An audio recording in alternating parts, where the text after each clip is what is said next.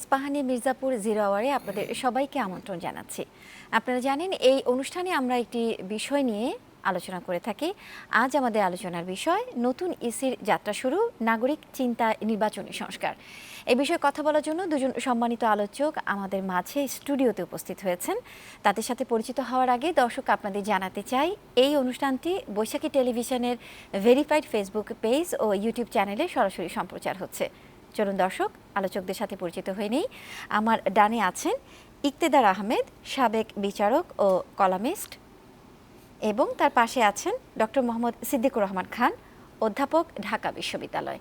আপনাদের দুজনকে আমন্ত্রণ জানাচ্ছি স্টুডিওতে। দর্শক, আলোচনায় যাওয়ার আগে চলুন জেনে নিই আজ বৈশাখী টেলিভিশনে প্রচারিত প্রধান প্রধান সংবাদ শিরোনাম। শপথ নিয়েছে 5 সদস্যের নতুন নির্বাচন কমিশন। অবাধ, সুষ্ঠু ও নিরপেক্ষ নির্বাচন করতে কমিশন বদ্ধপরিকর, বলেছেন সিইসি। অরাজনৈতিক সরকার থাকলে দেশ ষড়যন্ত্রের মুখে পড়বে বলে বিএনপির আশঙ্কা। প্রয়োজনীয় সংস্কার শেষে দ্রুত নির্বাচন চায়। অতীতে কলঙ্কময় নির্বাচন করায় সংশ্লিষ্ট কমিশন সদস্যদের বিচার চান বিশিষ্টজনদের অনেকে। সুষ্ঠু নির্বাচনের স্বার্থে নানা সংস্কারের পরামর্শ। মিথ্যা মামলায় সাধারণ মানুষকে হয়রানি করা হচ্ছে, বলেছেন স্বরাষ্ট্র উপদেষ্টা। দায়ীদের বিরুদ্ধে আইনি ব্যবস্থা নেওয়া হবে। এবং ব্যাটারি রিকশা বন্ধের প্রতিবাদে আজকেও রাজধানীর বিভিন্ন সড়কে বিক্ষোভ হয়েছে। অটোরিকশা বন্ধে হাইকোর্টের আদেশের বিরুদ্ধে সরকার আপিল করবে। শিরোনাম দেখছিলাম, এবারে আলোচনায় ফিরতে চাই। সিদ্দিকুর রহমান খান, আপনাকে দিয়ে শুরু করতে চাই। আজ নতুন নির্বাচন কমিশন শপথ নিয়েছেন। এরপর প্রধান নির্বাচন কমিশন বলেছেন যত চ্যালেঞ্জই আসুক না কেন অবাধ সুষ্ঠু নির্বাচন দিতে কমিশন বদ্ধপরিকর। এক্ষেত্রে প্রধান চ্যালেঞ্জগুলো আসলে কি হবে বলে মনে করেন? ধন্যবাদ আপনাকে এবং আমার সাথে যিনি আজকে এই আলোচনায় যুক্ত হয়েছেন তাকে, এবং দর্শকরা যারা এই মধ্যরাতে আমাদের অনুষ্ঠান দেখছেন তাদের শুভেচ্ছা জানাচ্ছি। আজকে সদ্য গঠিত নির্বাচন কমিশন শপথ গ্রহণ করেছেন। আমি প্রথমেই তাদেরকে শুভেচ্ছা এবং অভিনন্দন জানাচ্ছি। বাংলাদেশে একটা রক্তস্নাত গণ অভ্যুত্থানের মধ্য দিয়ে একটা ফ্যাসিস্ট রেজিমের পতন হয়েছে। প্রধানমন্ত্রী পলাতক, এবং যে সরকারের পতন হয়েছে সেই সরকারের আমলে অনুষ্ঠিত গত 3টি নির্বাচন নিয়ে বাংলাদেশে জনমনে ব্যাপক প্রশ্ন আছে, এবং আমরা মনে করি যে এই 3টি নির্বাচন হয়েছে একেবারেই প্রহসনের নির্বাচন, এবং সেই নির্বাচনগুলো পরিচালনায় যে সমস্ত ইলেকশন কমিশন ছিল সেই ইলেকশন কমিশন এদেশের মানুষের কাঠগড়ায় দাঁড়িয়ে আছে এবং তারা গণধিকৃত ব্যক্তিতে পরিণত হয়েছেন।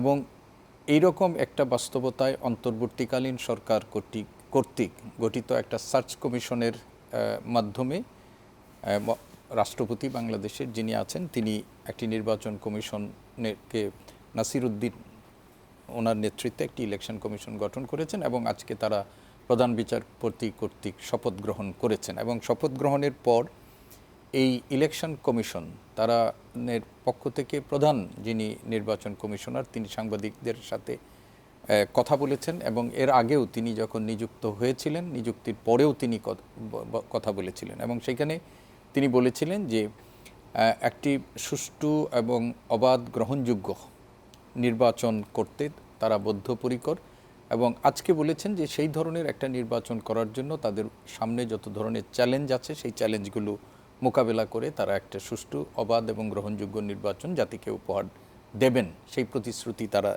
দিয়েছেন। দেখেন, এই প্রতিশ্রুতি তারা দিবেন এটা তাদের সাংবিধানিক দায়িত্ব। নির্বাচন কমিশন একটি সুষ্ঠু, অবাধ নির্বাচন করবে, সেটি তাদের সাংবিধানিক দায়িত্ব। এই সাংবিধানিক দায়িত্বের সাথে তাদের উপর একটা বাড়তি জন আকাঙ্ক্ষাও প্রতিষ্ঠিত হয়েছে, যেহেতু এদেশের মানুষ 3টি নির্বাচনে তাদের ভোটাধিকার প্রয়োগ করতে পারে নাই, এবং নির্বাচন ব্যবস্থার প্রতি মানুষের এক ধরনের অনাস্থা তৈরি হয়েছে। ফলে দেখা যাচ্ছে জাতীয় নির্বাচন থেকে শুরু করে আমাদের একেবারেই স্থানীয় পর্যায়ের নির্বাচনগুলো থেকেও এক ধরনের মানুষ বিমুখ হয়ে গেছে এবং নিজেদেরকে এই নির্বাচনী প্রক্রিয়া থেকেই বিযুক্ত করে ফেলেছে দীর্ঘদিন ধরে। তো এরকম একটা অবস্থায় মানুষের মনের মধ্যে নির্বাচন ব্যবস্থা সম্পর্কে একটা আস্থা তৈরি করা, এটা হচ্ছে ইলেকশন কমিশনের প্রধান চ্যালেঞ্জ, যে মানুষ একটা আস্থায় রেখে তারা নির্বাচনের মুখী হবে, নির্বাচনে তাদের ভোটাধিকার প্রয়োগ করতে যাবে।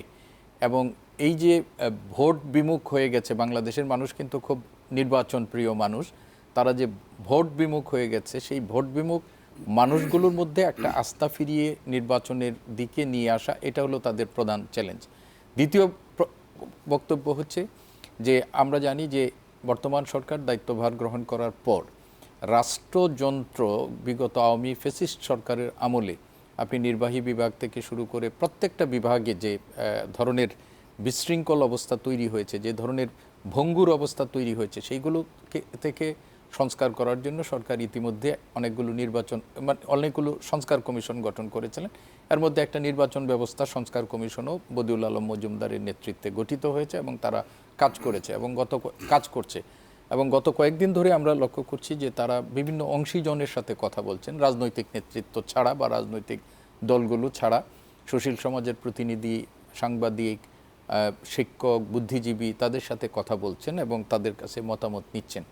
এখন এই যে নির্বাচন কমিশনার সংস্কার ব্যবস্থা যেটি সংস্কারের জন্য গঠিত হয়েছে, তারা যে সংস্কার প্রস্তাবনাগুলো উপস্থাপন করবেন, সেইগুলোর আলোকে যে সংস্কারগুলো সামনের দিকে আসবে, সেইগুলোকে অ্যাডজাস্ট করে একটা নির্বাচন ব্যবস্থা করা, এটাও তাদের জন্য একটা অভিজ্ঞতা হবে, চ্যালেঞ্জ হবে। সেই চ্যালেঞ্জও তারা মোকাবিলা করবেন বলেই আমাদেরকে প্রতিশ্রুতি দিয়েছেন।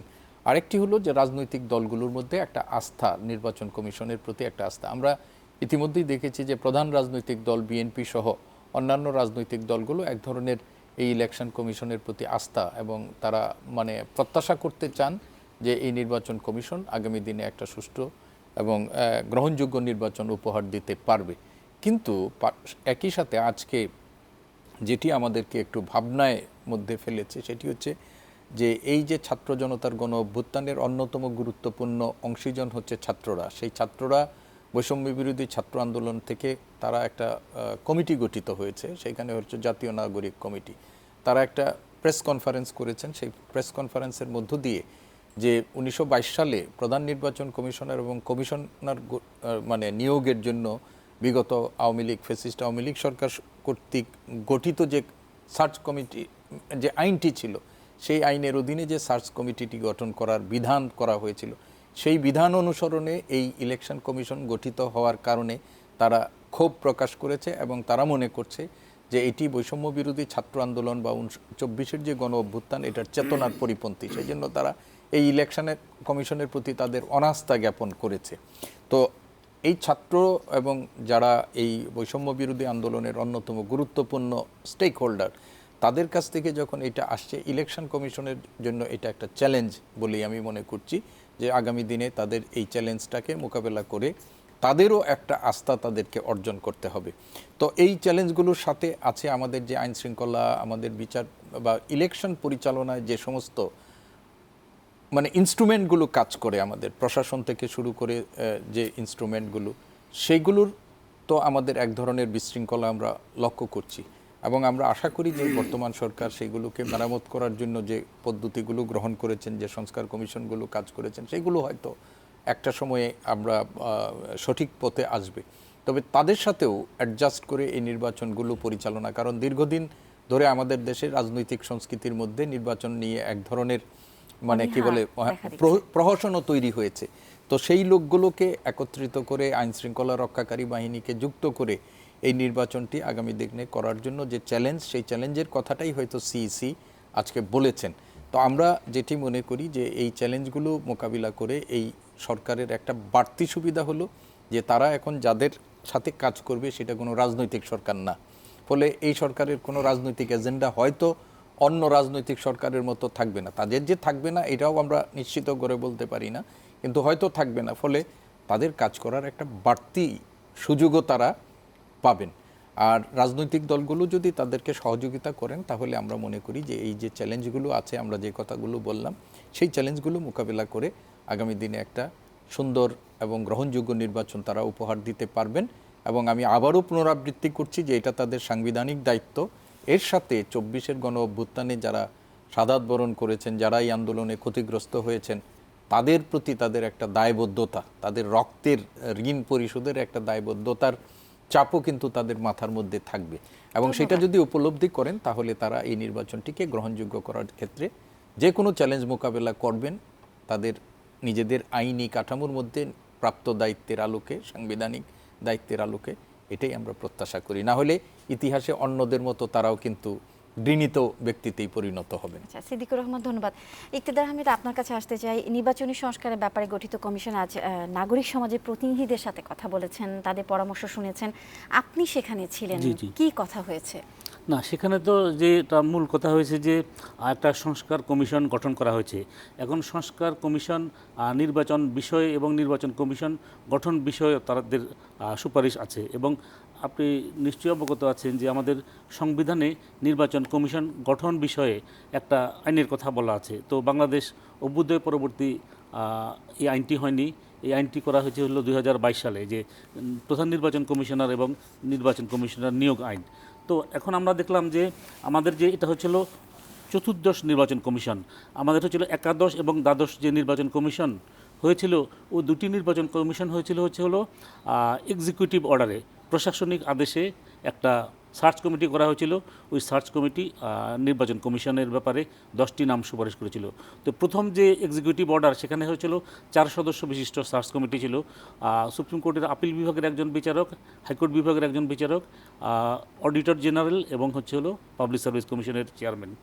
আর দ্বিতীয় যে সার্চ কমিটি হলো, সেটাও এক্সিকিউটিভ অর্ডারে, সেখানে ছিল হলো এই 4 জন সাংবিধানিক পদধারী এবং চট্টগ্রাম বিশ্ববিদ্যালয় এবং ঢাকা বিশ্ববিদ্যালয়ের 2 জন শিক্ষক।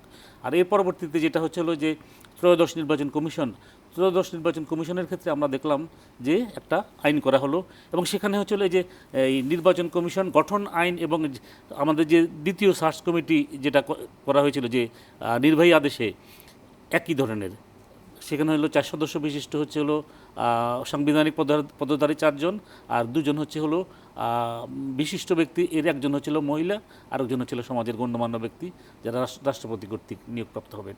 তো আমাদের যে আমরা দেখেছি যে এই সার্চ কমিটি যে নাম সুপারিশ করে, যখন যে রাজনৈতিক সরকার ছিল বা দলীয় সরকার ছিল, তো সেখানে আমরা দেখতাম যে তখন তো নির্বাচন কমিশন হয়েছিল অনুগত বা আজ্ঞাবহ নির্বাচন কমিশন। তারা 10টি নাম সুপারিশ করতো সার্চ কমিটি, এবং সেটা হচ্ছিল যে ক্ষমতাসীন যারা ছিলেন তারাই কিন্তু বলে দিত যে এই 5টা নাম আমরা দিচ্ছি, এই 5টা নাম দিবেন, এবং এর বাইরে আপনারা যে কোনো 5টা নাম দিতে পারেন। তো এটা তো যেহেতু প্রধানমন্ত্রীর পরামর্শ অনুযায়ী রাষ্ট্রপতি নিয়োগদান করতেন, তাহলে সরকারের সিদ্ধান্ত অনুযায়ী এই নির্বাচন কমিশনগুলো হয়েছিল। তো এখন এই যে সার্চ কমিটি এবং যে আইনের অনুবলে একাদশ, দ্বাদশ এবং ত্রয়োদশ নির্বাচন কমিশন গঠিত হয়েছে, এই 3টি নির্বাচন কমিশনের কোনোটিই কিন্তু অবাধ, সুষ্ঠু এবং গ্রহণযোগ্য নির্বাচন করতে পারে নাই, এবং এই 3টি নির্বাচন কলুষিত নির্বাচন ছিল, এবং এই 3টি নির্বাচন জাতীয় বা আন্তর্জাতিকভাবে গৃহীত হয় নাই, এবং 3টি নির্বাচনে আমরা দেখলাম যে ভোটার টার্ন আউট ছিল বিলো 5%। তো যে কোনো জাতীয় নির্বাচনে যদি ভোটার টার্ন আউট বিলো 5% হয়, তাহলে ওই নির্বাচনকে আপনি কোনোভাবেই একটা অবাধ, সুষ্ঠু এবং গ্রহণযোগ্য নির্বাচন বা জনমতের প্রতিফলনে একটা নির্বাচন হয়েছে এটা বলা যায় না। তো এখন যে বর্তমান যে নির্বাচন কমিশনটি গঠিত হয়েছে, এটার গঠন প্রক্রিয়া এবং পূর্বেকার যে নির্বাচন কমিশনগুলো ছিল একই পদ্ধতিতে কিন্তু গঠিত হয়েছে। আপনার মনে আছে কিনা বা সিদ্দিকুর রহমান সাহেব বলতে পারবেন কিনা, এই যে লাস্ট যে নির্বাচন কমিশন হলো, তখন বদিউল আলম মজুমদার সাহেব আমাদের তথ্য অধিকার আইনে একটা দরখাস্ত দিয়েছিল যে রাজনৈতিক দলগুলো কোন রাজনৈতিক দল কার নাম সুপারিশ করেছে, এবং আপনারা কোন 10 জনের নাম আপনারা রাষ্ট্রপতির কাছে পাঠিয়েছেন, এবং তারা কোন দল কর্তৃক সুপারিশপ্রাপ্ত। তো ওনার ওই দরখাস্ত কিন্তু আজ পর্যন্ত সরকার কিন্তু সেটা জবাব দেয়নি। এই প্রশ্নটা কিন্তু আজকে উত্থাপিত হয়েছে যে আজকে যে আমাদের যে এই যে সার্চ কমিটি যে 10 জনের নাম পাঠালো, এই 10 জনের মধ্যে কারা প্রস্তাব করেছে এই 10 জনের নাম? আমাদের তো ধরেন এই যে আমরা পত্রপত্রিকার মাধ্যমে জানতে পারলাম যে বিভিন্ন রাজনৈতিক দলের কাছে নাম আহ্বান করা হয়েছিল, এবং রাজনৈতিক দল 300-র অধিক নাম তারা পাঠিয়েছিল। তাহলে এই 300 নাম থেকে আপনারা 10টি নাম বাছাই করলেন, তাহলে কি প্রক্রিয়া বা কি পদ্ধতি অনুসরণ করে এই 10টি নাম নেওয়া হলো, আর কি প্রক্রিয়া বা কি পদ্ধতি অনুসরণ করে 290 জনকে বাদ দেওয়া হলো? এটা তো ধরেন এটা যদি আজকে যদি যুক্তরাষ্ট্র হতো বা যুক্তরাজ্য হতো, সেখানে হলো এই ধরনের যে নিয়োগ হয়, এগুলো হলো এটাকে বলে পাবলিক হিয়ারিং। পাবলিক হিয়ারিংয়ের মাধ্যমে তারা হলো যে এই যে ঠিক আছে 10 জনকে নিয়োগ দিবে, তারা 10 জনের নাম টাঙ্গিয়ে দেওয়া হলো, এবং এই 10 জনের যে কোনো একজনের চরিত্রে যদি ন্যূনতম কালিমাও পাওয়া যায়, তাহলে তাকে কিন্তু উনি হলো এই ইয়ের থেকে বাদ পড়ে যান। তাহলে 10 থেকে 9 হয়ে গেল, তারপরে 8 হয়ে গেল, 7 হয়ে গেল। এই ধরনের কিন্তু যুক্তরাষ্ট্র বা যুক্তরাজ্য বা ইউরোপের বিভিন্ন দেশে এই পদ্ধতি অনুসরণ করা হয়। তো আমাদের দেশে এটা গোপনীয়তা কেন? এবং আমরা যেটা শুনেছি যে ওনারা রুদ্ধকোদ্ধার কক্ষে বসে এটা চূড়ান্ত করেছেন। যেটা তো হচ্ছিল পাবলিক হিয়ারিংয়ের মাধ্যমে করা উচিত, অথবা হচ্ছিল প্রকাশ্যে করা উচিত। এখন সুপ্রিম কোর্টের যে দুজন বিচারক, ওনারা তো প্রকাশ্য আদালতে আসন গ্রহণ করেন, এবং প্রকাশ্য আদালতে আসন গ্রহণ করেই কিন্তু ওনারা বিচার কার্য পরিচালনা করেন। এখন এখানে আরেকটা দিক আছে, আমাদের একটা আর্টিকেল আছে সংবিধানে, সেটা হচ্ছিল আর্টিকেল 94 সাব আর্টিকেল 3। তো সেখানে বলে দেওয়া আছে যে প্রধান বিচারপতি সহ আপিল বিভাগের যারা বিচারক, তারা হচ্ছিল আপিল বিভাগে আসন গ্রহণ করবে, এবং হাইকোর্ট বিভাগের যারা বিচারক, তারা হাইকোর্ট বিভাগে আসন গ্রহণ করবে। তাহলে হচ্ছিল যে সাংবিধানিকভাবে আমাদের উচ্চ আদালতের বিচারকদেরকে যে দায়িত্ব দেওয়া হয়েছে, তাহলে এই যে সার্চ কমিটির মাধ্যমে তারা যে দায়িত্ব পালন করছেন, ওই দায়িত্বের সাথে এই দায়িত্ব সাংঘর্ষিক কিনা, এটা হচ্ছিল এই ব্যাপারে প্রশ্ন উত্থাপিত হয়েছে, এবং এটাও কিন্তু হয়েছিল বিবেচনা বা চিন্তার বিষয়। আপনি ধরেন আমাদের যে উচ্চ আদালতের বিচারক, ওনারা তো সাংবিধানিক পদধারী, ওনারা শপথ নিয়েছেন যে অন্যান্য বিষয়ের পাশাপাশি ওনারা শপথ গ্রহণের সময় বলেছেন যে তারা ভীতি বা অনুগ্রহ, অনুরাগ বা বিরাগের বশবর্তী না হয়ে সকলের প্রতি যথাবিহিত আচরণ করবেন। তাহলে এখন যে কিসের ভিত্তিতে যে প্রশ্নটা উত্থাপিত হয়েছে, 10 জনকে নিলেন, আর কিসের ভিত্তিতে আপনি 290 জনকে বাদ দিলেন? এইটার যদি ধরেন কোনো যদি সামারে যদি থেকে থাকে, সারসংক্ষিপ্ত প্রেরণ করেছে, তো ওনারা তো নিশ্চয়ই তো যুক্তি উত্থাপন করেছেন যে এই 300টা নাম আমরা পেলাম, এই 300 নামের মধ্য থেকে যে এই দল থেকে এই দল থেকে এই দল থেকে একদম বিস্তারিত যেটা করা হয়, সামারকে বাংলায় বলা হয় সারসংক্ষেপ। যে কোনো নিয়োগের ব্যাপারে একটা সারসংক্ষেপ দেওয়া হয়, তো ওই সারসংক্ষেপ যদি জাতির সামনে উপস্থাপন করা হয়, তাহলে দেশবাসী বা জাতি জানতে পারবে যে কী প্রক্রিয়া বা কী পদ্ধতি অনুসরণ করে এবং কী যোগ্যতার বিষয়ে বিবেচনা নিয়ে তাদেরকে নিয়োগ দেওয়া হয়েছে। এখন নির্বাচন কমিশন একটা সাংবিধানিক প্রতিষ্ঠান। নির্বাচন কমিশনের মূল দায়িত্বই হলো একটা জাতীয় সংসদ নির্বাচন অনুষ্ঠান করা। এখন জাতীয় সংসদ নির্বাচন অনুষ্ঠান করতে গেলে আপনাকে কি করতে হবে, যে আপনাকে ভোটার তালিকা করতে হবে, আপনাকে নির্বাচনী এলাকা সীমানা নির্ধারণ করতে হবে।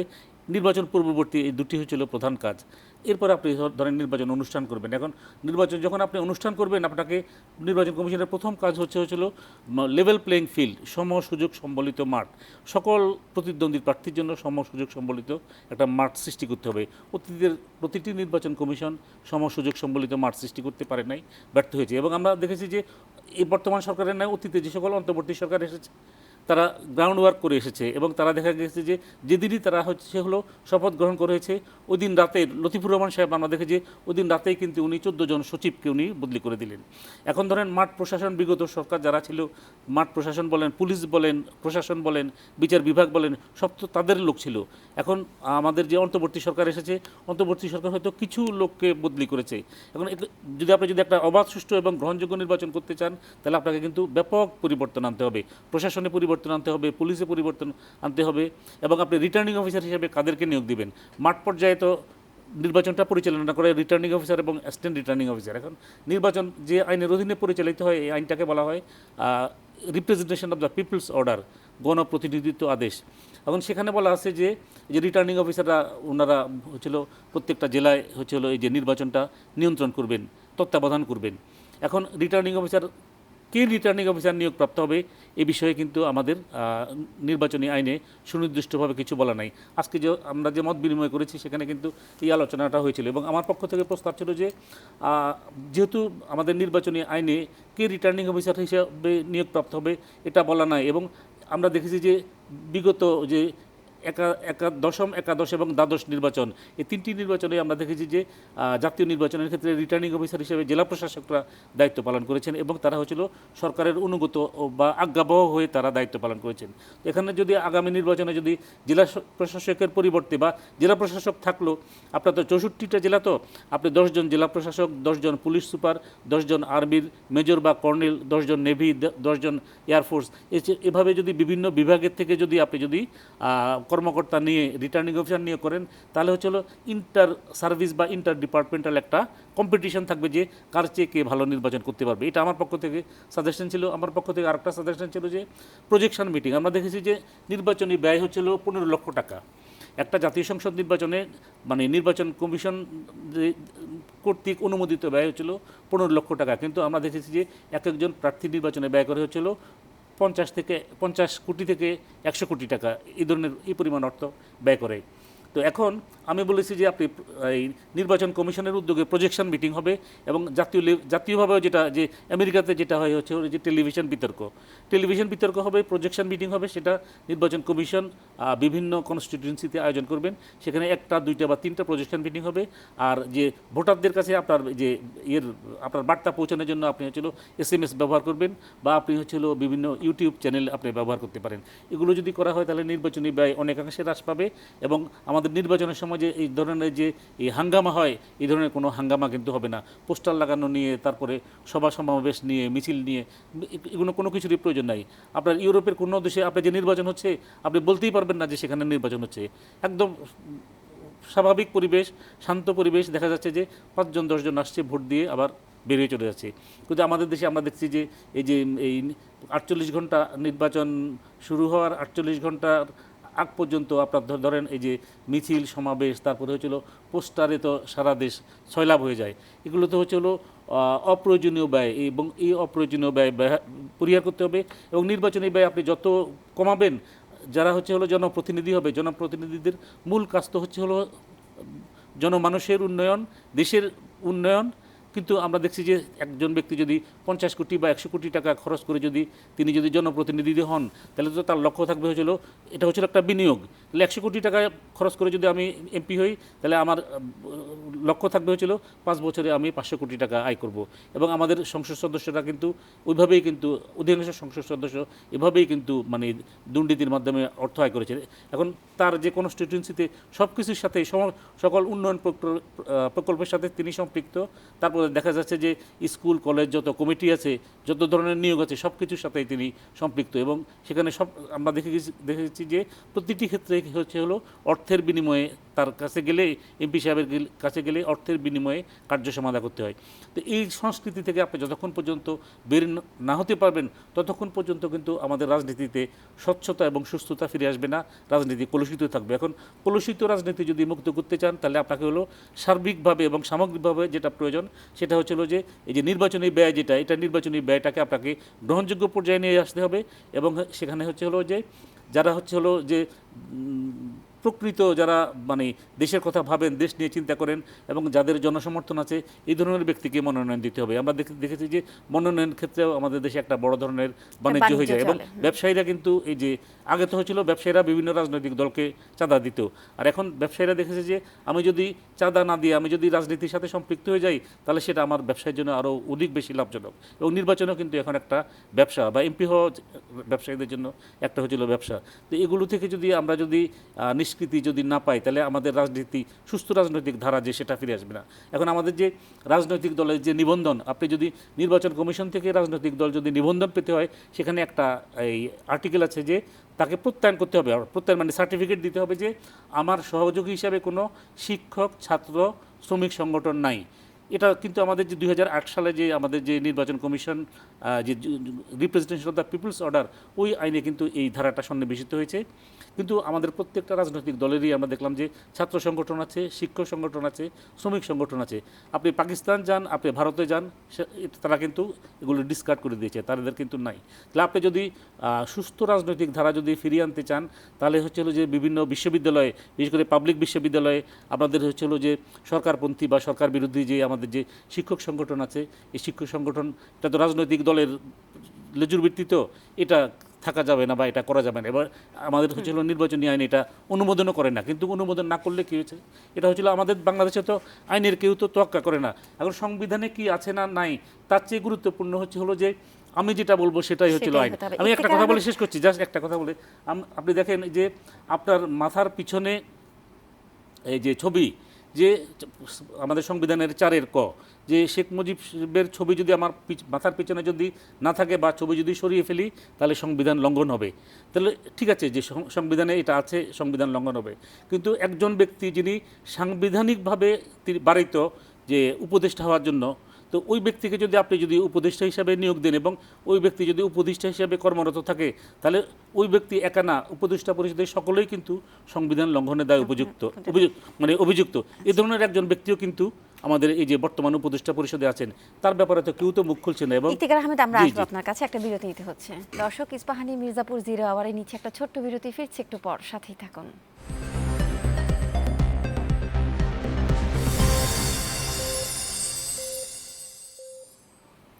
বিরতির পর ফিরে এলাম। আপনারা দেখছেন ইস্পাহানি মির্জাপুর 0 আওয়ার। আমরা কথা বলছি নতুন ইসির যাত্রা শুরু, নাগরিক চিন্তায় নির্বাচনী সংস্কার। সিদ্দিকুর রহমান, আপনার কাছে আসতে চাই, নানা রকম প্রভাব মুক্ত থেকে কতটা স্বাধীনভাবে এই নির্বাচন কমিশন কাজ করতে পারবে বলে আপনি মনে করেন? দেখুন, প্রথমেই আমি যেটি বলেছি যে এই নির্বাচন কমিশনের একটা বাড়তি সুবিধা হলো যে তারা কোনো রাজনৈতিক সরকারের সাথে কাজ করতে হচ্ছে না তাদের। যে সরকারটি এখন বাংলাদেশে ক্ষমতায় আছে তারা ইন্টারিম একটা গভর্নমেন্ট, এবং আমরা ধারণা করি এবং আমরা সেই প্রত্যাশা করি যে তাদের কোনো সুনির্দিষ্ট রাজনৈতিক এজেন্ডা নিয়ে তারা কাজ করছেন না, এবং আগামী নির্বাচনের ক্ষেত্রেও তাদের এই অবস্থানই থাকবে। ফলে তাদের প্রথম যে সুবিধাটা তাদের এই ইলেকশন কমিশনের, সেটা হলো যে অন্যান্য নির্বাচনের ক্ষেত্রে রাজনৈতিক এলিমেন্টগুলো যেভাবে তাদের উপর প্রভাব বিস্তার করে সেইটা থেকে তারা অনেকটাই মুক্ত থাকবেন। আর যে কথাটি উনি বলেছিলেন যে এই ইলেকশন কমিশন যখন কাজ করে তখন মাঠ প্রশাসনের সাথে তাদের কিন্তু একটা সমন্বয় করে কাজ করতে হয়। আপনার মনে আছে যে ইলেকশন কমিশনটি হাবিবুল্লাহ আউয়ালের নেতৃত্বে গঠিত হয়েছিল, সেই কমিশনের একজন কমিশনার তো ডিসিদের সাথে একটা বৈঠকে তিনি বক্তব্য রাখতে গিয়ে নির্বাচন প্রসঙ্গে যখন ডিসিদের প্রশ্নবিদ্ধ ভূমিকা সম্পর্কে কথা বলেছিলেন, তখন কিন্তু তারা সমস্বরে তার সাথে শাউটিং করেছিলেন। এবং এই ডিসিরা যে দুঃসাহসটি দেখিয়েছিল এর একটা অন্যতম কারণ হচ্ছে যে রাজনৈতিক শক্তি তাদের সাথে ছিল, এবং রাজনৈতিক শক্তির সাথে বা সরকারের একটা আজ্ঞাবহ হিসাবেই তারা কাজ করেছিলেন। ফলে ইলেকশন কমিশনের ক্ষমতা থাকা সত্ত্বেও তাদের বিরুদ্ধে কোনো ব্যবস্থা গ্রহণ করতে পারেন নাই।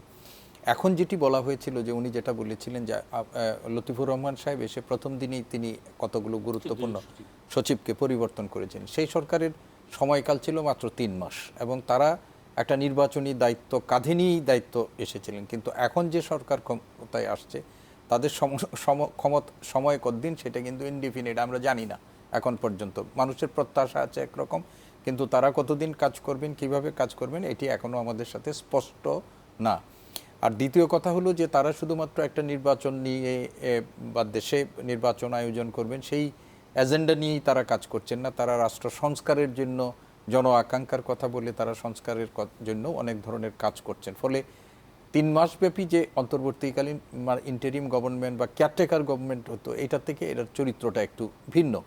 তবে আমরা যেটা মনে করি সেটা হচ্ছে যে এই সরকার যেগুলো তারা অলরেডি শুরু করেছেন সেটা আরও দ্রুততার সাথে সেই কাজগুলো যদি করেন, যে মাঠ পর্যায়ের যে প্রশাসন আছে সেই প্রশাসনটাকে ঢেলে সাজাতে হবে। এখন যেটি সমস্যা হলো সরকারের লোকগুলো আনবেন কীভাবে?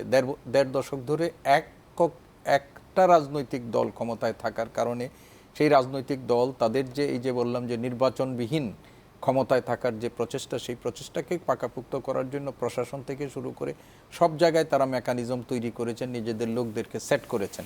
এখন ধরেন আজকে এইখান থেকে একজনকে স্থানান্তরিত করে আরেক জায়গায় নিবেন, কাকে নিবেন? এদের মধ্যে থেকে তো কাউকে নিতে হচ্ছে। আমরা দেখছি যে কিছু অবসরপ্রাপ্ত লোকদেরকে এনেও দায়িত্ব দেওয়া হয়েছে।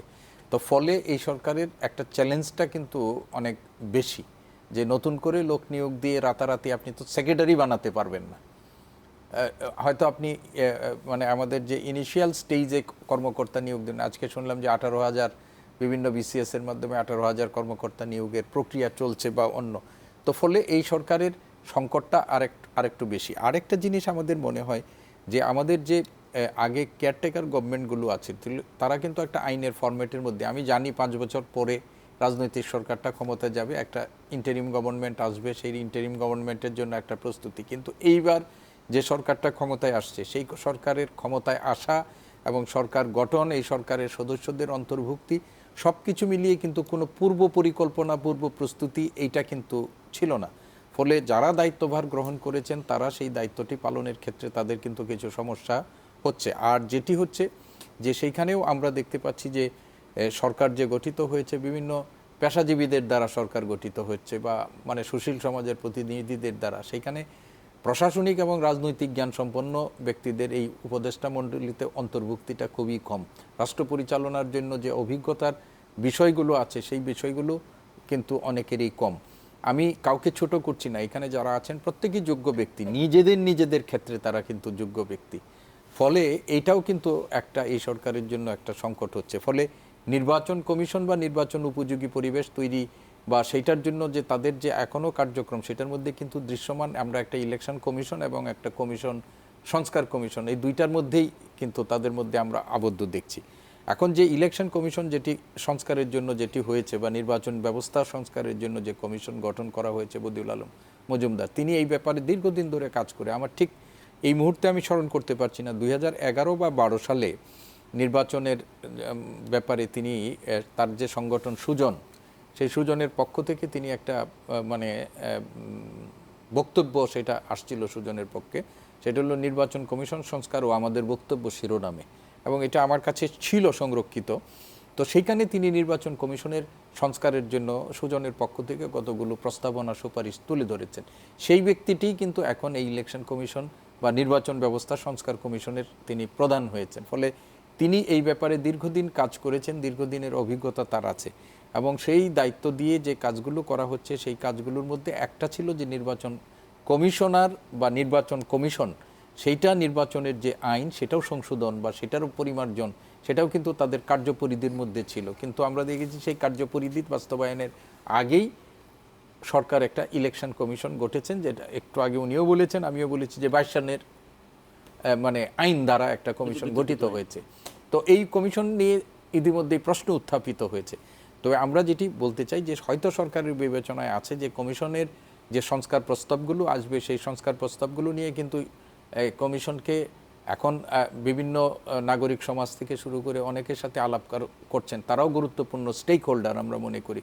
কিন্তু আসল স্টেক হোল্ডারদের জায়গাটা যেটা যাবে সেটি হলো রাজনৈতিক দলগুলোর সাথে আলোচনা এবং সমঝোতার ভিত্তিতে চূড়ান্ত সংস্কার কার্যক্রম প্রণয়ন, এবং সেইটা একটু সময় লাগতে পারে, সময় সাপেক্ষ। তো ফলে এই সরকারের মাথায় সেটি থাকতে পারে, বা রাজনৈতিক দলগুলোরকে এক ধরনের আস্থায় নেওয়ার জন্য যে একদিকে সংস্কার কমিশন কাজ করবে, আরেকটা হলো ইলেকশন কমিশন গঠনের মধ্য দিয়ে তাদেরকেও একটা আস্থা যে আমরা ইলেকশন প্রক্রিয়াটার মধ্যে প্রবেশ করেছি। আরেকটা জিনিস হলো যে আপনি জানেন যে ইতিমধ্যেই প্রশ্ন হয়েছে বা প্রস্তাব আসছে যে ইলেকশন কমিশনের কাজ তো শুধুমাত্র জাতীয় নির্বাচন পরিচালনা, আমাদের দেশের স্থানীয় সরকার নির্বাচনগুলো, সেখানে আমরা ইতিমধ্যেই দেখেছি যে সিটি কর্পোরেশনগুলো ভেঙে দেওয়া হয়েছে, যারা পলাতক আছে, ইউনিয়ন কাউন্সিল পর্যন্ত যারা পলাতক আছে, উপজেলা পরিষদ ভেঙে দেওয়া হচ্ছে, সেই নির্বাচনেরও তো আয়োজন করতে হবে।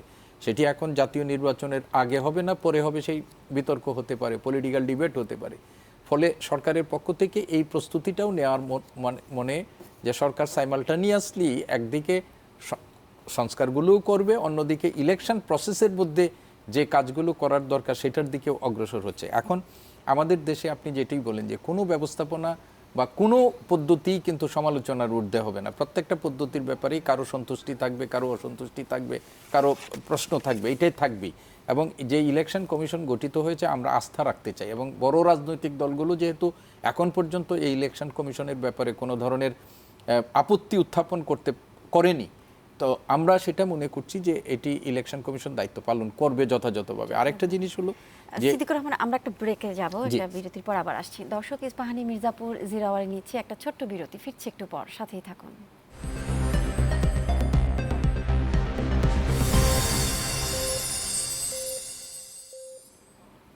বিরতির পর ফিরে এলাম, আপনারা দেখছেন ইস্পাহানি মির্জাপুর জিরো আওয়ার। ইকতেদার আহমেদ, আপনার কাছে আসতে চাই, বিগত সময়ে কলঙ্কময় নির্বাচনের জন্য ইসি সদস্যদের বিচারের আওতায় আনার বিষয়ে তাগিদ দিয়েছেন বিশিষ্ট জনেরা। এই বিষয়টাকে আপনি কিভাবে দেখছেন, আপনার মত যদি জানতে চাই। না, এই প্রশ্নটা কিন্তু উত্থাপিত হয়েছে যে একটা কলুষিত নির্বাচন হয়েছে, তাহলে এই কলুষিত নির্বাচনের জন্য দায় কার?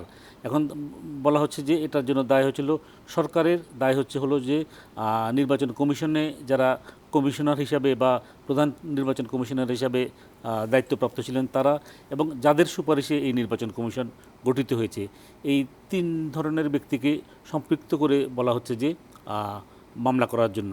এটা আজকে কমিশনে যে নির্বাচন কমিশন সংস্কার যে এই ওনারা যে আজকে সেমিনারের আয়োজন করেছিলেন সেখানেও কিন্তু এই আলোচনাটা হয়েছে। তো আমরা দেখেছি যে আমাদের যে এই যে খালি এই 3টি নির্বাচন না, এই 3টি নির্বাচনের পূর্বে অর্থাৎ 2008 সালের শেষের দিকে সেনা সমর্থিত তত্ত্বাবধায়ক সরকার যে নির্বাচন অনুষ্ঠান করেছিল, ওই নির্বাচনে ভোটার টার্ন আউট ছিল 86%। কিন্তু তার 1 মাস পরে আমরা দেখলাম যে উপজেলা পরিষদ নির্বাচন হলো, সেখানে হচ্ছিল ভোটার টার্ন আউট হলো 46%। তাহলে আপনার বাংলাদেশের নির্বাচন ইতিহাসে কোনো নির্বাচনে কিন্তু 86% ভোটার টার্ন আউট হয় নাই। তাহলে এত ব্যাপক যে ভোটার টার্ন আউট, এটা বলা হচ্ছে যে এটা হচ্ছিল ম্যানিপুলেশন করে, বা এটা হচ্ছিল একটা ইঞ্জিনিয়ারিং করে, ভোটার ইঞ্জিনিয়ারিং যেটাকে বলা হয়, ইঞ্জিনিয়ারিং করে এই ধরনের স্ফীত ফলাফল দেখানো হয়েছে, এবং ওইটাও কিন্তু কারসাজি নির্বাচন ছিল। আর সবচেয়ে গুরুত্বপূর্ণ এবং উল্লেখযোগ্য হচ্ছে হলো যে ওই সেনা সমর্থিত তত্ত্বাবধায়ক সরকার সেটাও তো একটা অসাংবিধানিক সরকার ছিল। এখন যে কোনো অসাংবিধানিক সরকারকে বৈধতা দিতে পারে একমাত্র হচ্ছিল সংসদ, কিন্তু এই সেনা সমর্থিত তত্ত্বাবধায়ক সরকারটি অ্যাজ অফ টুডে সংসদ কর্তৃক বৈধতাপ্রাপ্ত না। অর্থাৎ আওয়ামী লীগ সরকার যদিও ওই সরকারের বেনিফিশিয়ারি, কিন্তু আওয়ামী লীগ সরকার ওই সরকারটাকে বৈধতা দেয় নাই। এবং আপনার নিশ্চয়ই মনে আছে যে সাবেক প্রধানমন্ত্রী উনি বিদেশ যাওয়ার সময় উনি এয়ারপোর্টে বলেছিলেন যে এই সরকারটি, অর্থাৎ সেনা সমর্থিত তত্ত্বাবধায়ক সরকারটি আমাদের আন্দোলনের ফসল, এবং এই সরকারটিকে আমরা বৈধতা দিব। পরবর্তীতে উনি তো তাদেরকে বৈধতা দেন নাই, ওই সরকারের যে মূল কুশীলব ইয়াজউদ্দিন এবং ফখরুদ্দিন, ওই দুইজনকে উনি দেশ ছাড়া করেছেন, এবং ওনারা কিন্তু এখনও দেশে আর আসতে পারেন না। এখন যদি ধরেন এই যে আওয়ামী লীগ যে বিগত 3টা নির্বাচন অনুষ্ঠান করেছে, এই 3টা নির্বাচনের ভিত ছিল কি? ভিত হয়েছিল 2008-এর সেনা সমর্থিত তত্ত্বাবধায়ক সরকারের অধীন অনুষ্ঠিত নির্বাচন। এখন সেনা সমর্থিত তত্ত্বাবধায়ক সরকার যদি অবৈধ হয়ে থাকে, যেহেতু সংসদ কর্তৃক বৈধতা দেওয়া হয় নাই, তাহলে হচ্ছিল ওই সরকার কর্তৃক পরিচালিত নির্বাচনও অবৈধ, এবং ওই ভিত্তির উপরে দাঁড়িয়ে যে পরবর্তী 3টি নির্বাচন হয়েছে সেগুলো অবৈধ। এটা হচ্ছিল একটা দৃষ্টিভঙ্গি। আর আরেকটা হচ্ছিল, আপনি যদি সংবিধান বা আইনের দৃষ্টিকোণ থেকে বিশ্লেষণ করেন, তাহলেও দেখা যাচ্ছে যে 2014, 2018 এবং 2024 এই 3টি নির্বাচনই হচ্ছিল সংবিধান সম্মতভাবে অথবা আইনসম্মতভাবে এই 3টি নির্বাচন অনুষ্ঠিত হয় নাই। তো এই 3টি নির্বাচন যেহেতু অবৈধ, তাহলে এই 3টি নির্বাচনের সাথে যারা সম্পৃক্ত তারা অবশ্যই হলো যে সংবিধান এবং আমাদের যে নির্বাচনী আইন লঙ্ঘনের অভিযোগে অভিযুক্ত, এবং হলো যে এই যে একটা যে অস্বচ্ছ এবং কলুষিত এবং কালেমামুক্ত নির্বাচন যে তারা যে করেছেন, তারা এবং তখন যারা ক্ষমতাসীন ছিলেন, ওই ক্ষমতাসীনদের আজ্ঞাবহ হয়েই তো নির্বাচন কমিশন এই নির্বাচনগুলো করেছেন। এবং এই নির্বাচন কমিশন গঠনে যারা সার্চ কমিটির অন্তর্ভুক্ত হয়ে যারা ভূমিকা রেখেছেন, তাদেরকেও এদেরকে সবাইকেই বিচারের আওতায় আনা উচিত। এবং এটা কিন্তু আজকে যে সংস্কার কমিশনের যে আলোচনা হয়েছে, ওই আলোচনাতে এটা সকলেই কিন্তু এই ব্যাপারে একমত পোষণ করেছেন যে এটা করা উচিত। এবং বদিউল আলম সাহেব উনি সেখানে উনি প্রতিশ্রুতি দিয়েছেন যে উনি এই ব্যাপারে কার্যকর, বা তার সংগঠন বা তার সংস্থা যেটা আছে তারা কার্যকর উদ্যোগ এই ব্যাপারে গ্রহণ করবেন। সিদ্দিকুর রহমান, আপনার কাছে জানতে চাই, আজকে নির্বাচন কমিশনের নতুন সিইসি বলেছেন প্রয়োজনীয় সংস্কার সম্পন্ন করে আগামী নির্বাচন হবে। এই যে সংস্কারের কথা উনি বলেছেন, এই সংস্কারের পরিধিটা আসলে কেমন হওয়া উচিত? দেখুন, আসলে আমরা এই ধরনের বক্তব্য সবার কাছ থেকে শুনছি যে আগে সংস্কার না নির্বাচন। আমি ব্যক্তিগতভাবে মনে করি যে আমাদের দেশে দুটোই দরকার, সংস্কারও দরকার, নির্বাচন দরকার। এখন সংস্কারের পরিধিটা আপনি যেটা বলেছেন যে কতটুকু হবে সেটুকু, আপনি দেখেন সংস্কার এটা একটা চলমান প্রক্রিয়া, কন্টিনিউয়াস প্রসেস। সংস্কারের আপনি কোনো জায়গায় সীমায়িত করতে পারবেন না যে এইখানেই আমার সংস্কারের শেষ হয়ে যাবে, বা এই সংস্কারের পর আর কোনো সংস্কার লাগবে না। সংস্কার সময়ের প্রয়োজনের সাথে সামঞ্জস্য রেখে, মানে একটা ব্যবস্থাপনার পরিমার্জন পরিবর্ধন, এটাকেই বলে সংস্কার। তো এটি তো একটা কন্টিনিউয়াস প্রসেস। ফলে আপনি যদি কেউ বলেন যে সব সংস্কার সম্পাদন করেই আমাদের কাজ করতে হবে, সেটা অসম্ভব ব্যাপার।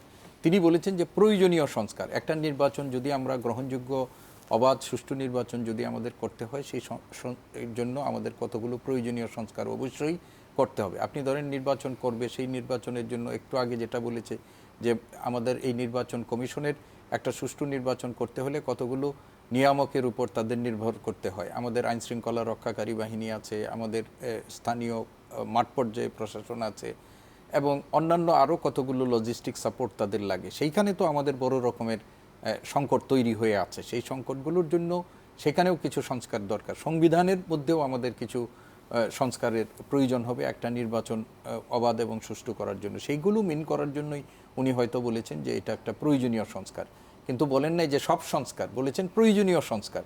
এই বক্তব্যের মধ্যে আমি মনে করি যৌক্তিকতা আছে, যে প্রয়োজনীয় যে সংস্কারগুলো আমাদের দরকার হবে নির্বাচন কমিশন এবং রাজনৈতিক দলগুলোর পক্ষ থেকেও কিন্তু কেউ বলছেন না যে সংস্কার দরকার নেই। সবাই কিন্তু বলছেন প্রয়োজনীয় সংস্কারগুলো, অগ্রাধিকার ভিত্তিক কতগুলো সংস্কার, যে সংস্কারগুলো একটা অবাধ সুষ্ঠু নির্বাচন এবং একই সাথে রাষ্ট্রের যে আমাদের অর্থনীতি বলেন অন্যান্য জায়গায় যে ভঙ্গুর একটা অবস্থার মধ্যে আমরা পড়েছি, আমরা একটা নৈরাজ্যকর পরিস্থিতির মধ্যে যেন পড়েছি, সেই নৈরাজ্যকর পরিস্থিতি থেকে রাষ্ট্রকে একটা সুরক্ষা দেওয়া, একটা মানে স্টেবল পজিশনে আনার জন্য যে সংস্কারগুলো, সেই সংস্কারগুলো সব সংস্কার মানে উপদেষ্টা মহোদয়দের মধ্যেও কারো কারো বক্তব্যের মধ্যে এই ধরনের বক্তব্য আছে যে এখন যদি আমরা সব সংস্কার না করতে পারি, রাজনৈতিক দলের সরকার এসে সেই সংস্কার করা যাবে না।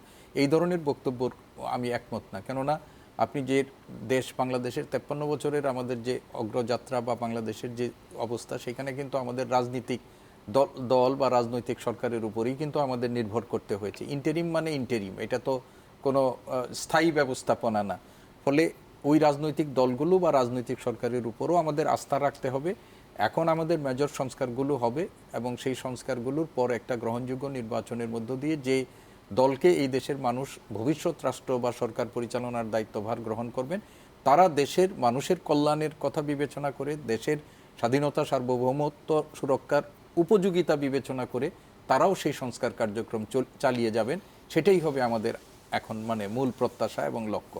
তবে আমরা যে কোনো পর্যায়েই চাই যে একটা রক্তস্নাত অভ্যুত্থানের মধ্য দিয়ে যে নতুন সম্ভাবনার সুযোগ আমাদের তৈরি হয়েছে, যে আমাদের কারো হঠকারিতা, কারো অতি আবেগ ইত্যাদির কারণে যেন এই সুযোগটা নষ্ট না হয়, এই ব্যাপারে আমাদের সবাই সচেতন থাকতে হবে। আপনাদের দুজনকে অসংখ্য ধন্যবাদ আমাদের মাঝে উপস্থিত হওয়ার জন্য। দর্শক, ইস্পাহানি মির্জাপুর 0 আওয়ার আজ এ পর্যন্তই।